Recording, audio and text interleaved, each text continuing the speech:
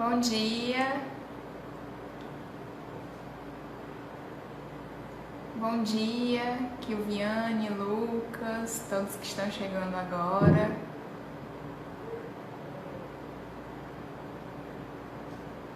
Bom dia, gente. Só aguardando aqui o Dr. Hugo entrar para ele poder mediar essa live. Vão chamando os amigos, tá? Nessa setinha que tem aí na tela de vocês, chamando as pessoas para nos ouvirem, participar dessa conversa.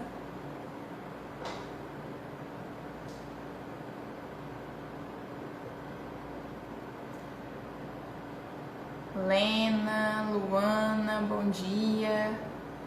Farias.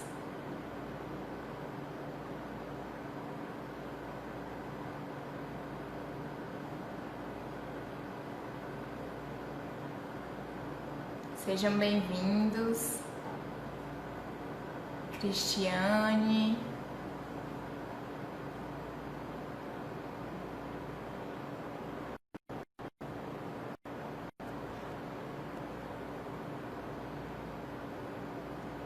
Pronto, vou chamar aqui o Dr. Hugo. Tá entrando agora.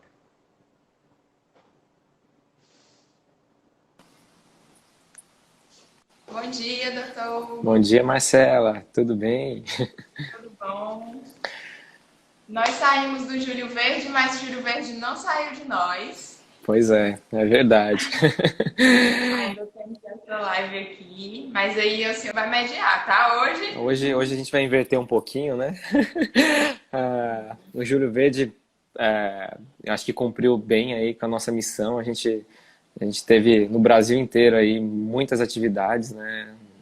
Em todos os cantos do país, desde o sul até aqui norte, nordeste. E a gente, acho que do CRIO, a gente honrou aí com com esse compromisso, né? E foi tudo muito bom que a gente criamos essa live bônus, né? Vamos dizer assim. Já saímos de julho, já entramos em agosto e a gente tinha conversado, né, sobre um tema que eu sempre achei interessante da gente conversar e abordar, porque ele é recorrente, ele é diário, ele faz parte de todos nós, estando doentes ou não, né?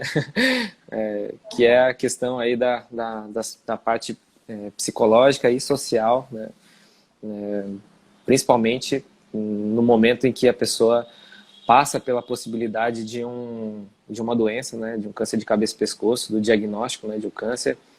E aí, então, no tratamento e tudo que isso pode oferecer, né? A gente sabe que eu que estou no dia a dia, né, a gente está de frente para o paciente, a pessoa vai ter que lidar com aquelas coisas desde o primeiro momento, quando ele passa pela cabeça na possibilidade da doença estar ali presente, né, até chegar no médico, né, até a gente fazer aquela primeira abordagem e a pessoa vai devagarinho, assim, reconhecendo o problema e vai partir para procurar e fazer o que tem que fazer, né? Seja lá um exame, uma biópsia, um tratamento. E o que eu sinto é que você deve falar muito melhor do que eu sobre isso, é que isso é um fator muito estressante, né? Causa um estresse muito grande, né? Eu brinco que eu já passei pela pele de paciente, né? Então eu sei bem como funciona, né? E também, acho que tão importante quanto reconhecer isso é saber como lidar com isso, né? E você é uma profissional mais recomendada aí, ideal para poder falar um pouquinho sobre esse assunto. Então, acho que o que você prefere começar aí falando sobre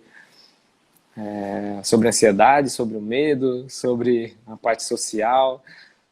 Vou deixar você à vontade para você seguir a sua rota aí do jeito mais didático.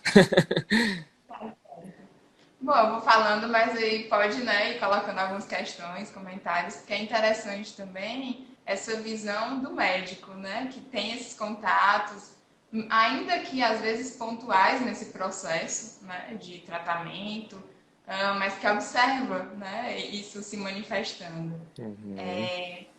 Bom, eu fiz aqui um roteirinho, né? Só trazendo, doutor, Hugo, que as questões, né, de alguém que é diagnosticado com câncer, elas são comuns, né? Então, só falando um pouquinho, né? O diagnóstico de câncer, ele já traz algumas questões bem pertinentes, bem importantes para a gente ter em conta e Uhum. cuidar.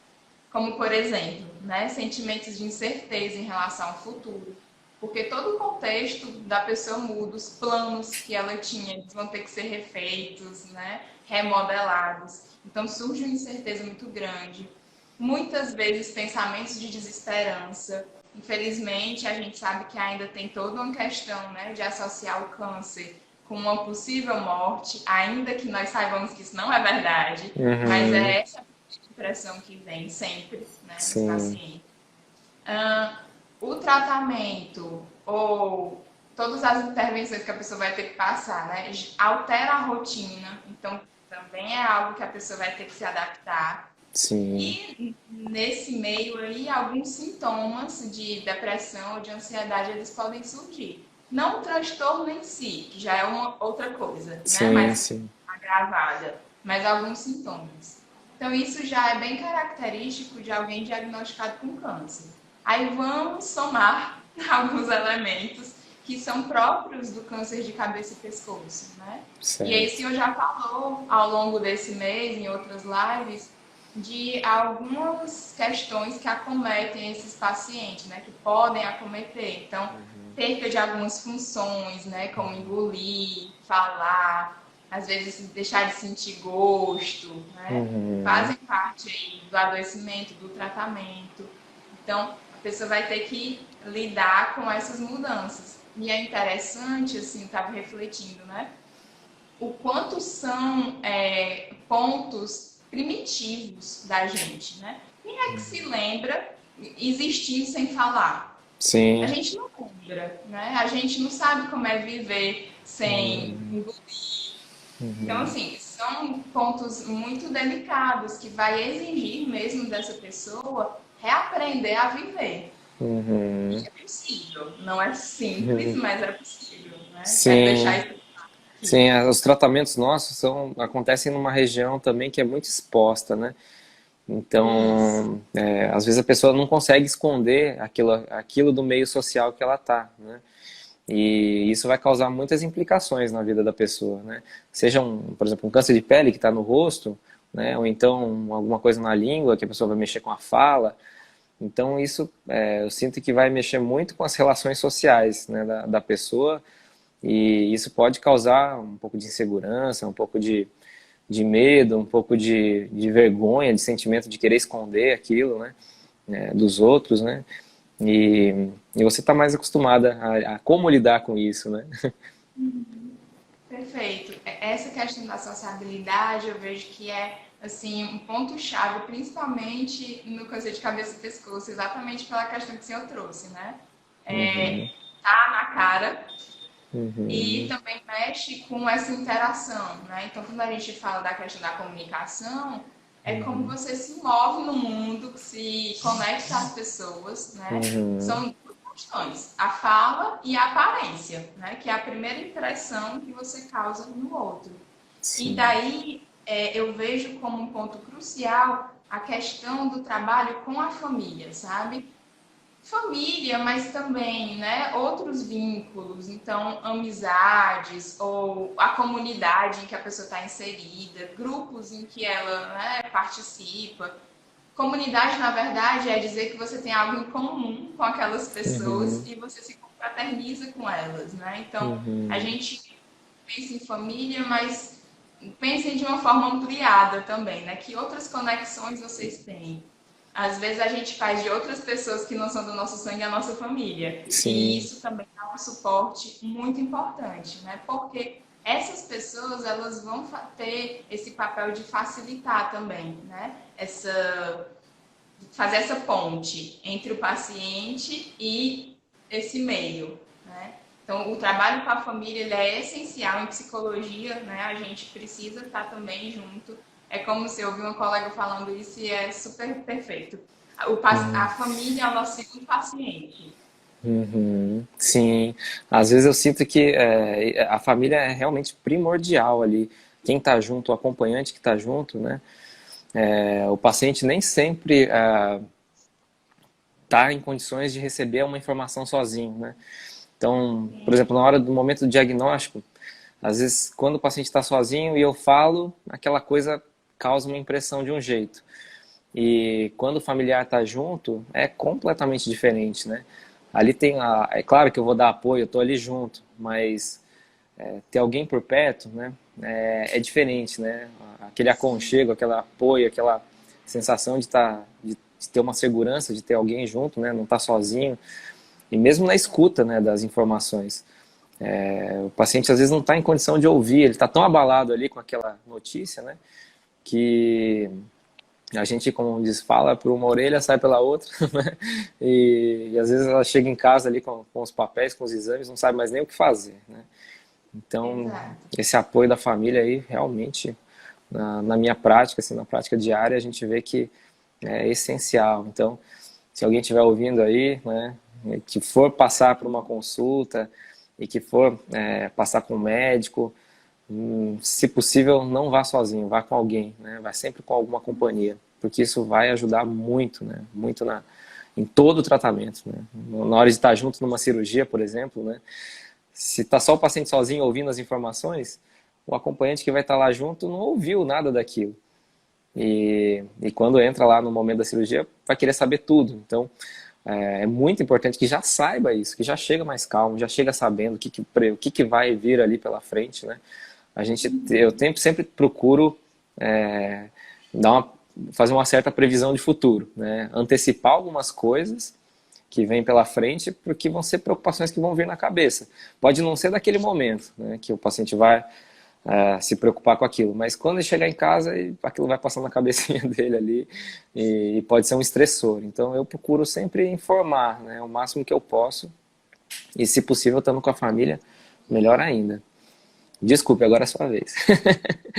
Não, isso é Um perfeito que o senhor comentário. falou, porque aí a gente pode ir indo e voltando, né, para a Sim. ansiedade.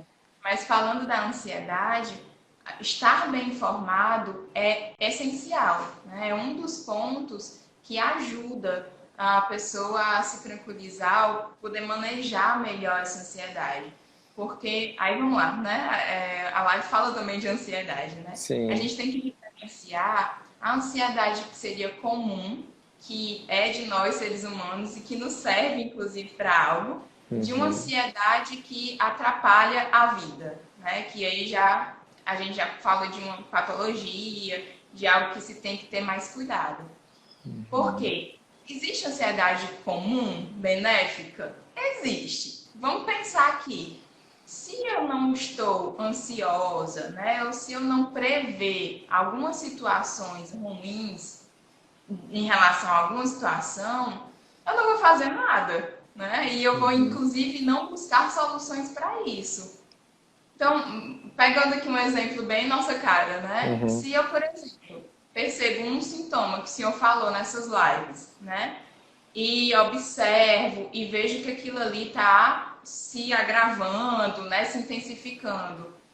E eu não estou nem um pouco preocupada com isso, eu não vou atrás de me cuidar, não vou procurar um médico, né? Aquilo ali Uhum. realmente vai virar algo Uhum. mais sério.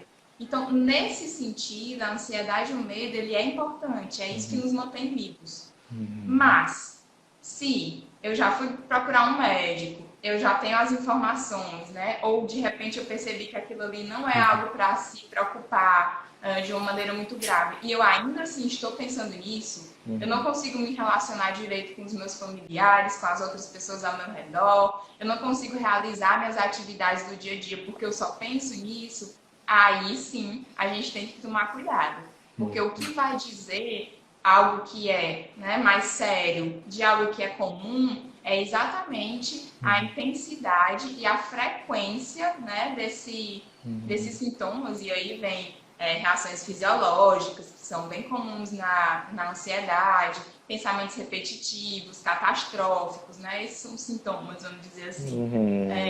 Se eles estão frequentes, intensos, atrapalhando as minhas relações, esse é o sinal de alerta para nós da saúde mental, né? De que tem Uhum. que ser feito algo aí, porque já está virando outra coisa mais grave. Sim, é aquela coisa, né? Acho que resumindo assim um pouquinho essa sua, isso que você falou, a ansiedade e o medo, eles dependem da dose e da frequência, né?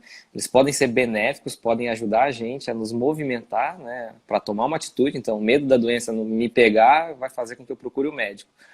Mas ela não pode paralisar a gente na vida, né? Se o medo ou a ansiedade, se eles nos paralisarem, a vida para e o que a gente tem que resolver, o que tem que fazer, acaba ficando congelado, assim, vamos dizer assim, né? E, e é uma coisa que vejo que acontece, né? E o papel do psicólogo nessa história, eu acho que faz toda a diferença, né? E aí eu acho que você pode dizer um pouquinho como você lida com isso com os pacientes e com as pessoas, né? Que isso extrapola além da doença e Sim, para tudo na vida, né? Praticamente.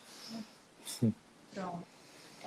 Primeiro de tudo, como eu falei, né, a questão da informação, isso também a gente faz, né, na Uhum, terapia. A gente uhum, educa o paciente para aquilo que está se manifestando, né, para aquele transtorno, para aquele problema, porque é muito importante que a pessoa saiba o que é que se passa, como que a ansiedade ela se manifesta, né, e lógico quais são os recursos que ela pode ter para poder aliviar, dar conta dessa ansiedade quando ela se manifestar. Existem algumas coisas que são bem particulares, né, de cada pessoa. Quais são as situações, né, ou pessoas, ou assuntos que são como que a gente chama de gatilhos, né? Aquilo que inicia aquele processo todo, geralmente começando por reações fisiológicas, taquicardia, tremor, sudorese, né? E também inicia os pensamentos que vão se repetindo e pensamentos catastróficos. Uma característica muito importante da gente saber na ansiedade é que a ansiedade são duas, né? Primeiro, ela é direcionada para coisas que vão acontecer no futuro. E uhum, segundo, geralmente a gente imagina a situação de uma forma desproporcional ao risco real. Então, uhum, alguma coisa tem um risco, mas na minha cabeça eu já elevo isso ao máximo e acho que alguma coisa muito maior e pior vai acontecer. uhum, E faz parte na terapia, né, entender que tipos de pensamentos são esses, como é que uhum, essa pessoa está exagerando, catastrofizando isso, uhum, e puxar a pessoa exatamente para a realidade, né? Assim, é uhum, simples falar, mas é um processo sim, de quais são realmente as evidências que eu tenho de que isso é dessa forma. uhum, Ok, vamos trabalhar com esse pensamento, né? uhum, Ah, alguma coisa muito intensa, muito ruim vai acontecer. Ok, vamos lá. Quais são as provas na minha realidade, né? Então eu começo a ter uma análise mais crítica. E aí a gente percebe que os nossos pensamentos, né, eles são muitas vezes distorcidos. A gente uhum, faz uma leitura errada da realidade. uhum, Aí tem toda uma questão psicológica, porque tem a ver também com a forma como a gente construiu nossas crenças ao longo das nossas vivências. uhum, Mas, em geral, nós seres humanos, tá, gente? Eu também tenho isso, doutor Hugo também tem isso. A gente faz uma análise do mundo ao nosso redor e, geralmente, quando vem permeada por medos, são distorcidos, né? São análises erradas, uhum. cheias de fantasia e de coisas que realmente, se a gente parar para analisar os dados que nós temos, a gente não confirma, né, essa Uhum. hipótese. Bom, a Só realidade que, costuma ser muito melhor do que os nossos pensamentos, né? A gente sempre costuma exatamente, imaginar uma situação muito pior e isso paralisa, né? Pode paralisar, né? Nas nossas ações.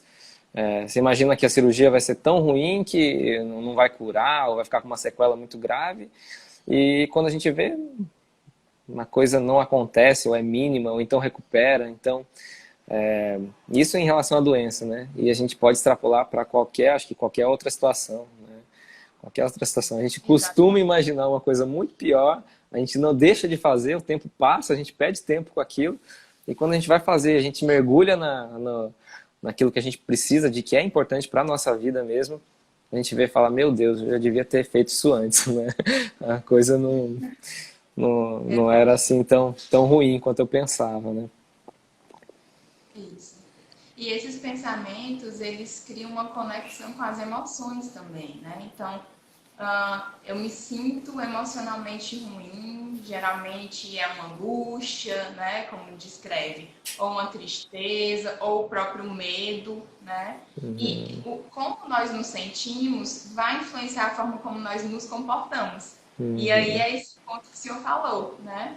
Eu deixo de fazer algo que, na verdade, eu poderia fazer, que vai impulsionar minha vida para frente, porque eu estou pensando naquilo. Mas eu estou pensando naquilo, eu estou reagindo emocionalmente a esse pensamento, e é isso que faz com que eu haja. Ou paralise, ou haja errado, né? Assim, nas minhas relações, por exemplo, eu fale de uma maneira que não deveria com a pessoa, porque eu já estou assim sob efeito, né, de toda Uhum. essa cabeça. Sim. E aí entra num ponto que é muito importante, né, que as Uhum. pessoas ainda, eu noto assim no consultório que elas ainda estão se adaptando, mas acho que está mudando, que são os exercícios de relaxamento. Conta pra gente Porque um a pouquinho, gente como é que funciona isso? O corpo, ele pode mexer com a mente também, não é isso? exatamente. Na verdade, gera um ciclo, né? Uhum. Tanto esses pensamentos que eu tenho, eles vão gerando essas emoções, Uhum. mas também eu me sinto dessa forma, então meu corpo já vai criando uma série de mecanismos de defesa, Uhum. porque o nosso corpo ele é super inteligente, né? Uhum. Então, quando ele entende que você está diante de uma situação de perigo, ainda que esse perigo não seja real, porque a Uhum. ansiedade, né, ela traz um perigo que não necessariamente é real. Sim.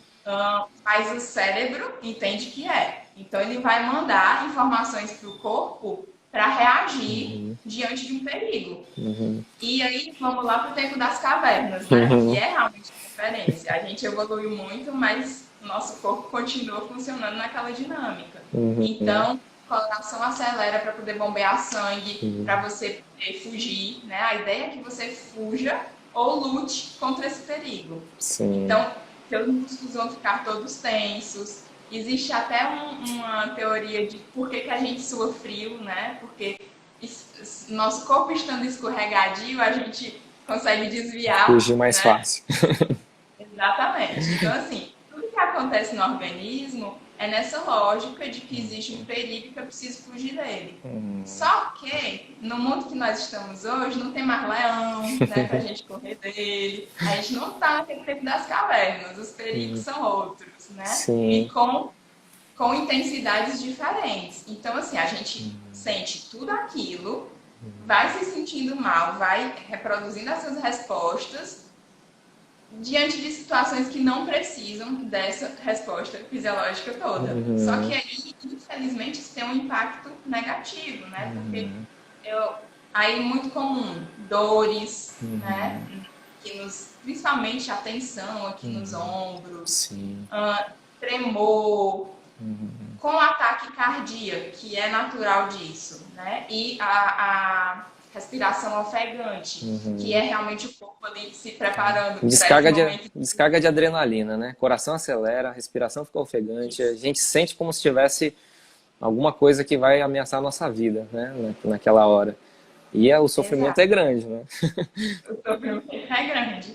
E daí já gera outros pensamentos, né? Então, se não está acontecendo nada, mas eu tô com taquicardia, eu vou morrer, né? Eu tô com algum problema no coração. E Uhum. aí, infelizmente, nossos pensamentos, eles são ótimos para isso, porque eles vão linkando pensamentos negativos com outros, para tentar construir uma lógica do porquê que aquilo está acontecendo, né? Uhum. Então, você entra no ciclo.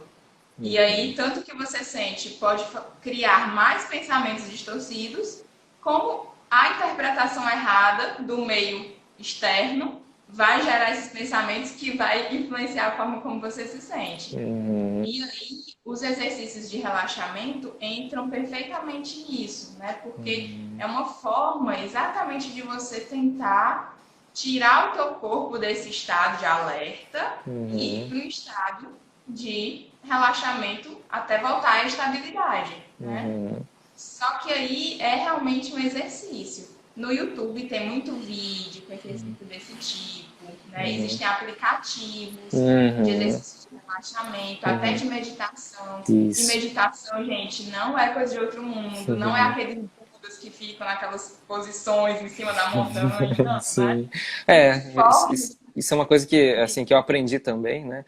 É, a meditação do tipo atenção plena, em que você tenta se conectar com o teu presente, né? Com as sensações, sei lá, você sente seu corpo, você sente o toque de você em você mesmo, sente a sua respiração, sente, sei lá, sente o mundo, consegue enxergar melhor. Mesmo comendo, você está sentindo o sabor naquele momento, você está mais ligado no agora, né? E, e isso desperta os outros hormônios, né? Os de relaxamento e não e que vão quebrar aí um pouco essa questão da ansiedade, né? E, e você recomenda, costuma recomendar que esse tipo de prática? Aplicativos eu sei que tem vários, eu mesmo uso, tem aplicativos que são muito bons, muito práticos para usar e quando a gente cria hábito assim, incorpora isso a todo momento, né? Essa atenção plena. Eu digo não só em relação à doença e controle de ansiedade, mas na vida, né? Vai tomar água, Isso. sente a água, né? Se conecta mais com o mundo e a gente fica, me sinto muito mais relaxado, né? Muito mais tranquilo. E atividade física também, não sei quanto que isso impacta. Eu queria que você falasse um pouquinho, né? Com certeza. A atividade física é algo. A gente faz assim um apanhado, né? Para ver Uhum, o que é que já está funcionando na vida do paciente, o que é que pode ser incluído, o que é que pode ser retirado. Então, uhum, assim, existem alimentos que é bom evitar, né? Que são mais estimulantes. E aí, se a pessoa já é ansiosa, tem que rever isso daí, né? uhum, Beber bastante água, porque isso uhum, naturalmente já regula o nosso organismo, já traz bem-estar. E uhum. aí a alimentação, tirando essas coisas estimulantes, mas também trazendo uma alimentação mais equilibrada e saudável, né? Porque isso aí é para Sim. todo mundo. Seria, por exemplo, um exemplo, o café, né? Café, ele acelera, E, quem já está ansioso, tomar café vai ficar mais ansioso ainda, né? Não precisa de café para exatamente. quem já está ansioso. Basicamente, o pensamento é esse, né? Melhor um É chazinho esse. mais calminho ali, né? Um alimento que acalme mais. Isso. E aí o exercício físico é essencial, né? Porque ele vai. Aí o senhor explica melhor do que eu. Mas ele vai influenciar aí nos hormônios, né? E vai produzir esse bem-estar físico e mental. Então, faz parte do protocolo, sabe? Uhum, Exercício físico, ótimo. junto com as outras formas, né? De enfrentamento, as outras atividades.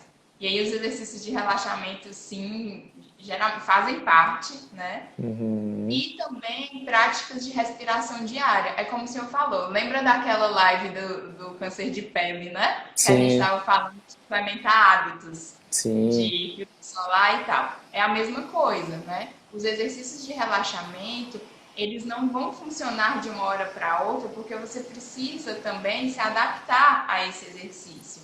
A gente vive num mundo hiperestimulado. Então, como a Uhum, gente não tem essa prática, né? uhum, Se eu passar um exercício desse, provavelmente na primeira vez a pessoa não vai conseguir fazer direito, né? uhum, E aí já vem, eu não consigo, isso daqui não dá resultado, e já desiste. E aí a gente explica que é um processo, precisa ser como uma tarefa mesmo.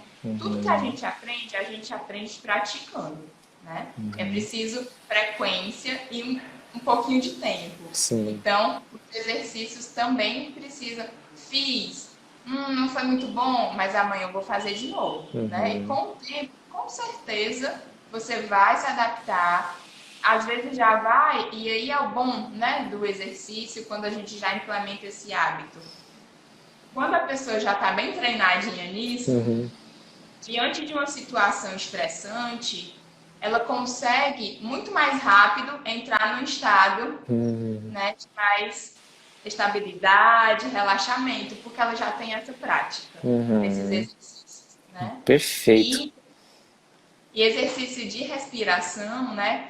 Controlar a respiração, eu digo que é fantástico, porque a gente tem um instrumento com a gente o tempo todo e que a gente pode usar quando quiser, que é simplesmente respirar, né? Então, aquela respiração mais alongada, que os médicos dizem, cheira a flor e sopra a vela, né? É isso, né? Sim. Inspira pelo nariz, expira pela boca, dando tempo também. Não adianta você ficar com aquela respiração agitada, porque não vai dar certo, vai te agitar mais. É uma respiração profunda, Isso. né? E algumas vezes que faz, ele já tem esse link com o relaxamento, assim. Eu sinto porque eu já usei muito esses aplicativos de celular que fazem esse tipo de meditação, né?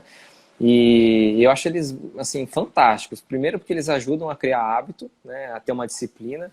Ele, às vezes você pode colocar ali um despertador para que todo dia, naquela mesma hora, você repita aquele exercício. Então ele dá uma gamificada, né? A gente ganha pontos quando você faz e vai até o fim. Então, eu acho muito interessante essas estratégias. E comigo funcionou. Eu fiz por muito tempo, usei um aplicativo, né? E ele é britânico, muito bom. Assim, agora tem muitos em português também. E eu acho que eles ajudam, né? Tem alguns que tem versão gratuita, a pessoa usa lá por um tempo e tal, e se adaptou a ele, aí faz a versão paga, não sei. Eu acho que é uma estratégia muito boa. E depois que eu aprendi a respirar, né, nos momentos de maior ansiedade, eu uso isso como um gatilho para eu relaxar e me acalmar naquela hora que aquela coisa assim, estressante aconteceu, né? Sim. E é isso mesmo, né? É incrível, assim, o benefício desses exercícios. As pessoas às vezes não têm ideia, né? Mas eles ajudam bastante. E outra coisa também que é muito importante é você ir organizando a tua rotina, as tuas atividades, né? Muitas vezes a gente aí, assim, trazendo bem para o paciente, né, também, como muda essa rotina, a pessoa meio que se perde no que ela pode fazer, no que não pode, e aí entra a família também, junto, né, com a gente, a equipe de saúde, de promover essa autonomia. Sim. Porque quando o paciente ele se sente capaz, né, e aí percebe que algumas coisas não vai dar mais para fazer, são os limites, mas quais são as suas potencialidades? E aí vai organizando uma rotina de atividades, ainda que sejam atividades um pouco diferentes ou menos intensas da que ele estava acostumado, isso também vai ajudando no controle dessa ansiedade, né? Então, uma rotina bem organizada, aí para todo mundo, né? Com horário certinho de acordar, horário certinho de dormir, né? Ter um planejamento já mais ou menos do que é que vai ser no teu dia, então você acordar já com aquela noção, né? Que coisas você tem que cumprir, alguma coisa está te preocupando, que vai ser no futuro, não dá para fazer aquilo porque vai chegar o dia ainda, né? Mas tem um monte de coisas que dá para serem feitas hoje e amanhã, quando virar hoje, que juntando vai chegar nesse dia, que é o dia que eu tô pensando demais, né? Isso, perfeito. As ações nossas, as ações que a gente faz no dia a dia, a gente está fazendo pensando lá na frente. É uma coisa que a gente pode fazer mesmo, né? De fato. E nunca fazer isso ao contrário, né? Fazer isso ao contrário vai ser um grande tiro no pé, né? Se a gente está pensando lá na frente, sei lá, em parar de fumar, por exemplo, e começar a ver pessoas fumando, não vai ajudar muito, né? Mas, sei lá, se afastar de situações que lembrem, por exemplo, do cigarro, já vai ajudar, né? A gente pode fazer no dia a dia. Mesma coisa, acho que para qualquer coisa na vida, né? Também é extrapolável para qualquer coisa na vida. A gente fazer hoje o que a gente plantar hoje a semente de alguma coisa que a gente vai colher lá na frente, aos pouquinhos, né? E não só ficar ansioso com aquela coisa que não chegou ainda, né? Com o dia de tomar uma ação, de fazer alguma coisa. Né? Isso mesmo. E às vezes são coisas assim muito práticas. Por exemplo, eu tenho um exame para fazer, né? tô ansiosa que chegue esse dia desse exame, como é que vai ser? Tá, vamos lá.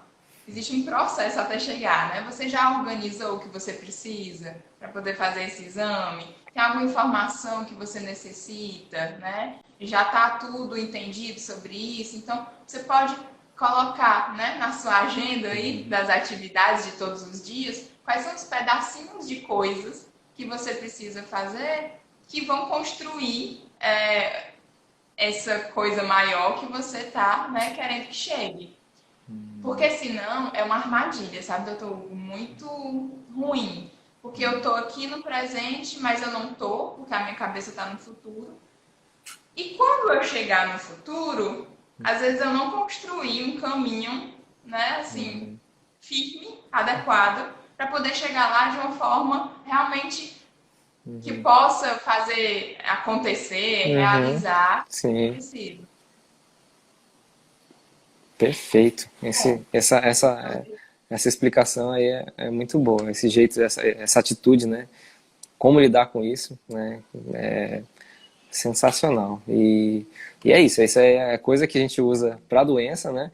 Usa para o paciente que está na vista do câncer. E eu acho que extrapola sempre para as outras situações da vida, né? E por isso que eu falo, quem está aqui acompanhando, eu estou aproveitando muito, estou aprendendo.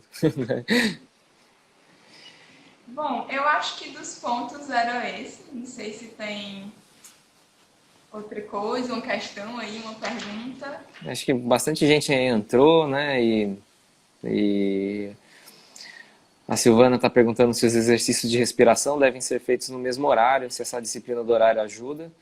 Você pode falar alguma Não, coisa? não necessariamente. Oh, desculpa. Pronto? Pronto, pode falar. Não necessariamente no mesmo horário, mas é ideal que você tenha um momento e um ambiente adequado para isso, né? Não adianta, agora eu vou fazer o meu exercício de relaxamento. Aí vai para um canto que de vez em quando chega gente, te chama, né, com muito barulho. Eu sei que às vezes tem casas, né, que é complicado, tem muita gente, mas tenta ver, né, um horário que seja mais tranquilo e um cantinho da casa que você saiba que não vão te interromper, para que você realmente possa ter aqueles minutos de verdade. O doutor Hugo falou da atenção plena, é isso, né? É atenção total ao que você está fazendo. Seja vendo uma imagem, seja sentindo o gosto de uma comida, porque você está comendo naquela hora, seja, por exemplo, tomando banho e sentindo a água cair no seu corpo. A gente faz essas coisas muito no automático e não percebe o quanto de sutilezas tem ali, né? Tem Uhum, som, tem cheiro, tem tato. Então, é utilizar realmente os sentidos do nosso corpo, que é outra coisa que está sempre com a gente, uhum. como recurso para a gente poder se focar no estímulo. E se tiver muito barulho, muita coisa acontecendo, a gente não vai conseguir, né? Então, não precisa ser no mesmo horário, mas esteja atenta a essas questões aí para que realmente dê certo o exercício. Eu vou dizer assim, que da minha experiência, né? O fato de fazer todo dia no mesmo horário te ajuda a criar uma. Você fica mais. Você vai exercitando melhor isso, para começar. Mas eu acho que isso é uma coisa que vale a gente extrapolar para o dia todo, né?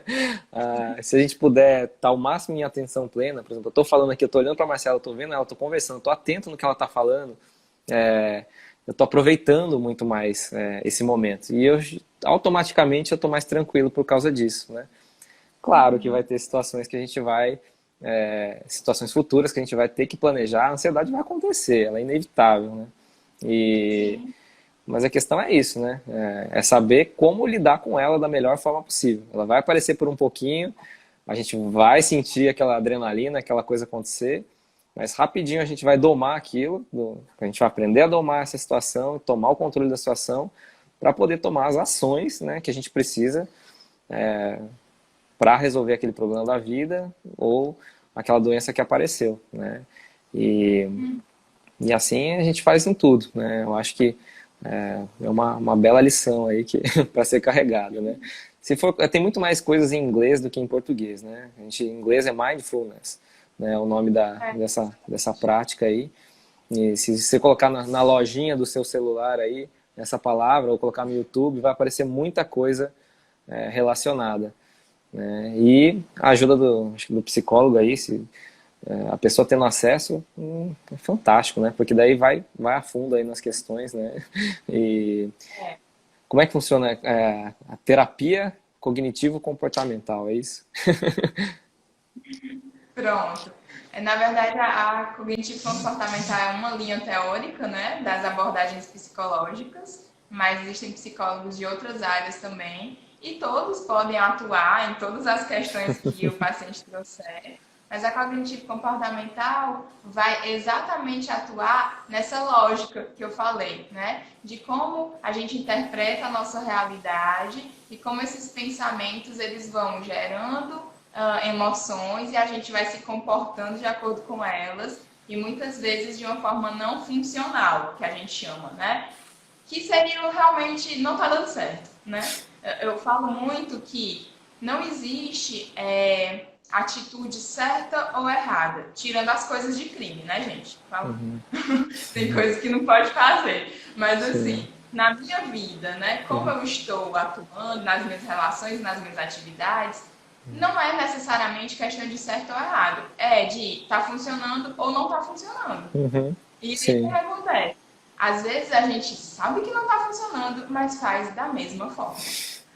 Na terapia, não. Isso daí não rola mais, né? Assim, a Uhum. gente vai exatamente visualizar isso e dizer, olha, isso daqui não está dando o resultado que você espera, né? Que é isso que você quer alcançar. Então, que outras possibilidades existem para que a gente possa realmente tentar chegar o mais próximo, realmente, nisso que a gente quer?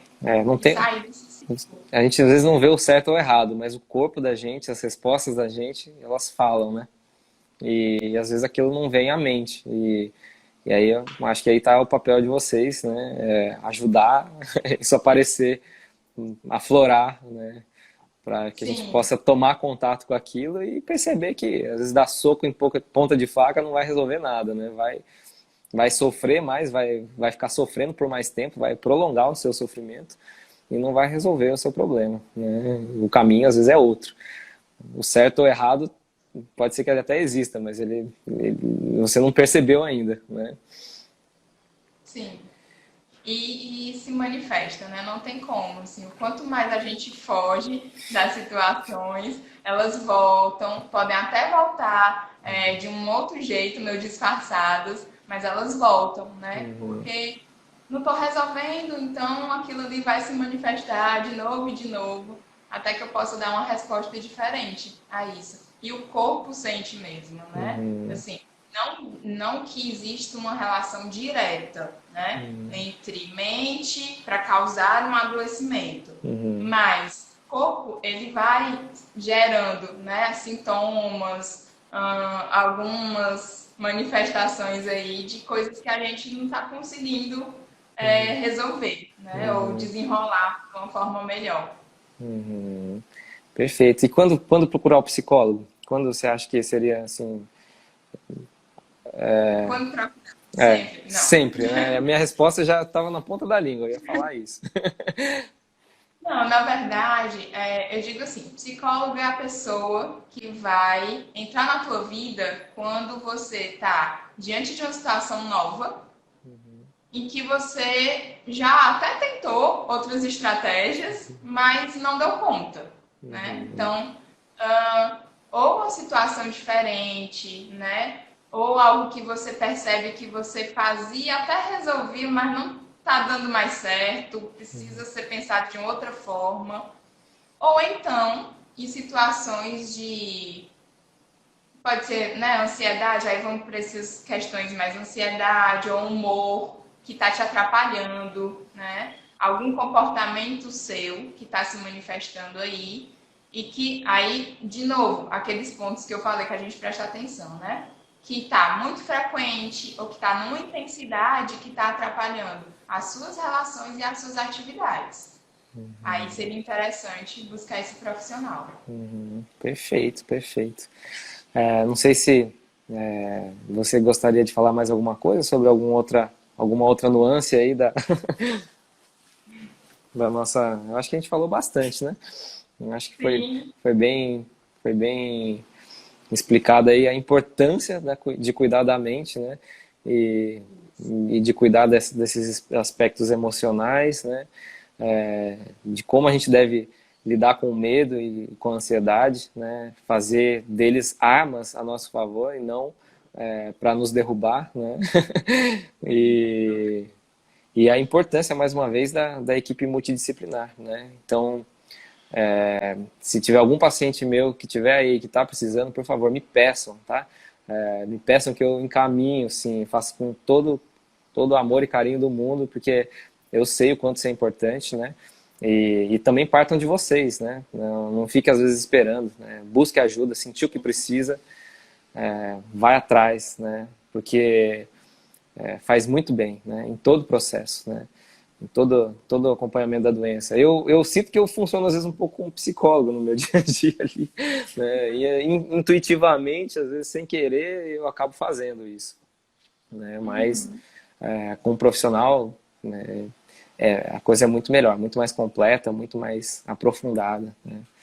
E Focada. focada, exatamente. E só Mas agradecer. Fala, Marcelo. o senhor trouxe um ponto que eu queria destacar, né? Que é o de pedir ajuda, gente. Quem está na tua frente não tem bola de cristal, né? Então, às vezes você dá todos os sinais e aí geralmente as pessoas que estão mais atentas, elas vão lá, né? Mas peça ajuda. E assim, a gente está falando desse apoio psicológico, que sim, é muito importante. Mas quando a gente fala de saúde mental, existem outros recursos também, não necessariamente procurar um psicólogo, né? A gente está falando aqui dos pacientes, né, diagnosticados, então é realmente uma situação assim, que gera muita mudança, aí seria bom um acompanhamento, mas às vezes um suporte espiritual, se você tiver alguma religiosidade, né? Uhum. Ou como eu falei, apoio em membros da família, ou amigos, pessoas que você confia, né, com quem você pode compartilhar sentimentos, o que você está pensando ou até mesmo assim grupos que estão vivendo algo parecido com o que você vive ou já viveram, porque aí essa troca vai ser muito mais rica, né? Porque essa pessoa não é exatamente o que você está vivendo, mas ela já passou por algo muito parecido, então ela consegue se conectar melhor com você. Existem outras pessoas de outras áreas que podem também te ajudar, mas o mais importante é pedir ajuda. Não tem como você ser ajudado se você não pedir e se você não aceitar. Tem essa também, né? Às vezes a ajuda chega e a pessoa não aceita. Aí fica É, difícil. é verdade, é verdade. Excelente, excelente. Tá cheio de pequenos psicólogos aí no mundo, né? Cheio de gente que pode ajudar nessa parte emocional e é isso, é aceitar a ajuda, ir atrás para poder passar por tudo que tiver pela frente aí, né, de dificuldade, que nossa vida tá cheia e no fim das contas a gente cresce muito, né? O paciente que enfrenta a doença, que passa por todo o processo, vejo que saem mais fortes, né? No fim das contas saem mais fortes, principalmente da parte emocional, sabem lidar muito melhor com os problemas da vida, né? E, e é isso, acho que agradeço. Fala, Marcela, desculpa. Não, não, assim, toda experiência, né? Eu sei que quando a pessoa está passando pela experiência é meio assim, a pessoa fica, não sei se é bem isso, né? Mas toda experiência negativa, todo desafio, ele traz aprendizado. A questão é a gente parar para poder observar, absorver esses aprendizados, né? Então, geralmente, quem se dedica a essa observação, a também crescer no momento de crise, sim, com certeza sai mais forte, sai com mais recursos para poder psicológicos, para poder enfrentar outras dificuldades que possam vir no futuro. Pronto, acabei. Perfeito, né? Tranquilo. Então acho que é isso, né? Agradecer aí a Marcela pela, pela aula de hoje, né? Por essas informações aí maravilhosas que só fazem a gente crescer. A live é focada no câncer, né, de cabeça e pescoço, mas ela é extrapolável para outras doenças e outras situações aí da vida da gente, né? E, e é isso, hein? A gente vai encerrar aqui o nosso Júlio Verde, afinal, né, já com Sim. um gostinho de saudade dessa coisa de passar informações à frente. E o CRIO, acredito que a gente pode também planejar outras discussões desse jeito no futuro, com outros profissionais também, né? Para trazer sempre coisas boas aí, né, na nossa vida. Sim. Muito obrigada pela proposta, né, desse tema. Fiquei muito feliz. E acho que estamos encerrando com chave de ouro. Ah, sim, com certeza. Você que é a dona da live aí, que está comandando o CRIO, vou deixar para você fazer o encerramento aí. É, um abraço grande, um beijo grande aí para todo mundo aí que acompanhou, né, ao longo do mês, que está aí junto participando, né, entra, compartilha, faz tudo isso que divulga coisas boas, né, e é isso. Vou me despedindo por aqui. Um abração grande aí para todos, para Marcela e a Marcela aí fica aí responsável pelo encerramento, tá bom? Tá bom. Tchau, doutor. Obrigada. Tchau, tchau, obrigado. Bom, gente, aí agosto agora é o agosto branco, né? Que a gente vai falar de câncer de pulmão. Então fiquem atentos às redes sociais do CRIO, vai ter muita informação também sobre esse assunto. E até uma próxima. Boa semana aí pra